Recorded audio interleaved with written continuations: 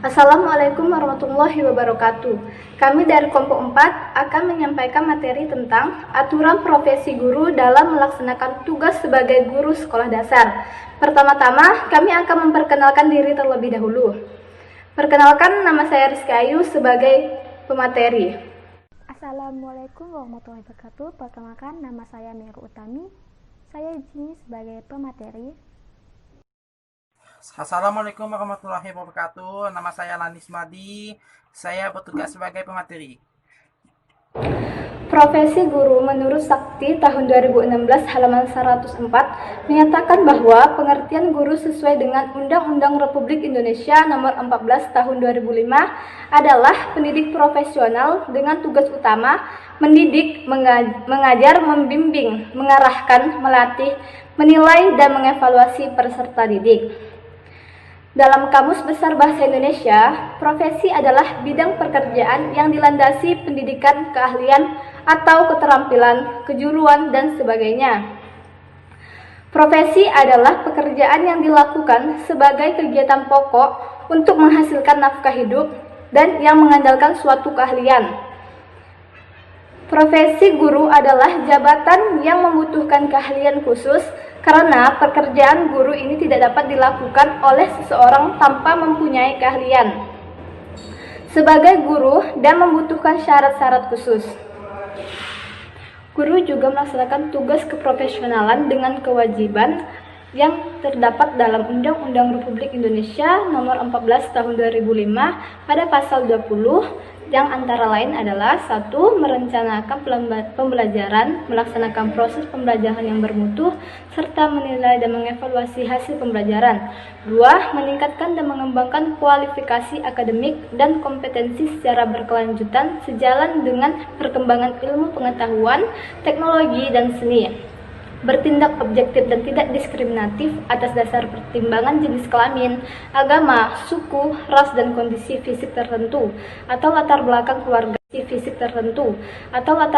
keluarga dan status sosial ekonomi peserta didik dalam pembelajaran.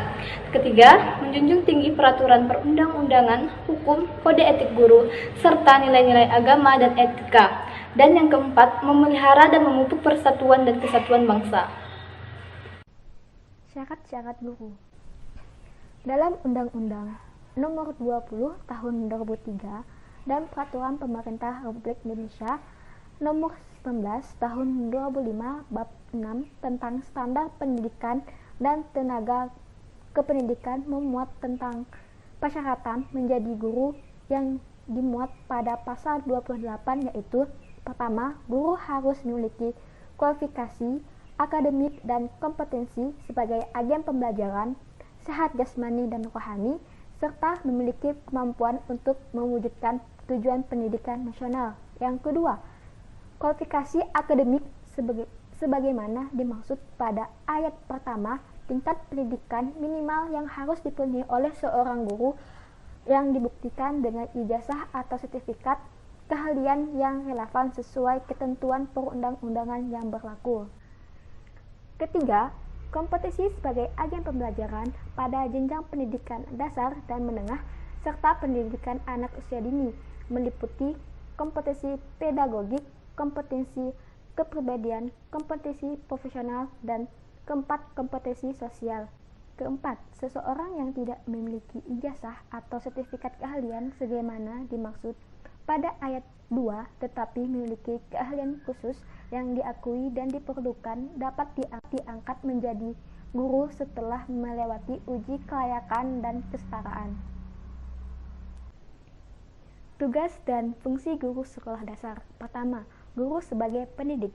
Guru adalah pendidik yang menjadi tokoh panutan dan identifikasi bagi para peserta didik dan lingkungannya. Oleh karena itu, guru harus mempunyai standar kualitas pribadi tertentu yang mencakup tanggung jawab, kewibawaan, kemandirian, dan kedisiplinan. 2. Guru sebagai pengajar. Guru membantu peserta didik yang sedang berkembang untuk mempelajari sesuatu yang belum diketahui, membentuk kompetensi dan memahami materi dasar yang dipelajari. Ketiga, guru sebagai pembimbing. Guru sebagai pembimbing dapat diartikan sebagai pembimbing perjalanan yang berdasarkan pengetahuan dan pengalamannya yang bertanggung jawab. Sebagai pembimbing, guru harus merumuskan tujuan secara jelas, menetapkan waktu perjalanan, serta menilai kelancarannya sesuai dengan kebutuhan dan kemampuan peserta didik. Keempat, guru sebagai pengarah. Guru adalah seorang pengarah bagi peserta didik, bahkan bagi orang tua.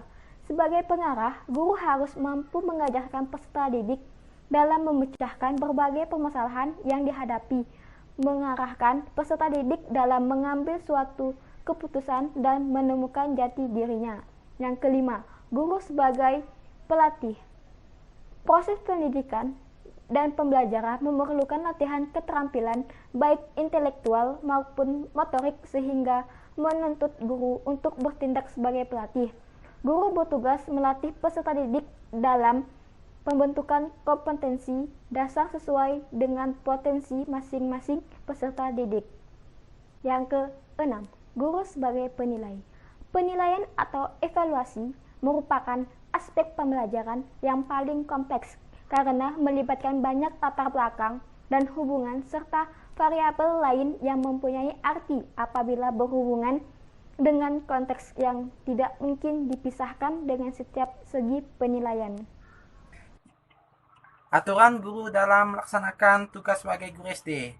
Menurut Neustron dan Davis dalam Ramayulis tahun 2013, halaman 36 dan 37, mengemukakan bahwa terdapat dua tipe disiplin, yakni sebagai berikut. Satu adalah disiplin preventif. Disiplin preventif yaitu tindakan yang dilakukan untuk mendorong pegawai dalam menaati standar dan peraturan sehingga tidak terjadi pelanggaran. Nomor dua adalah disiplin korektif. Disiplin korektif adalah suatu tindakan yang dilakukan setelah terjadi pelanggaran terhadap suatu aturan.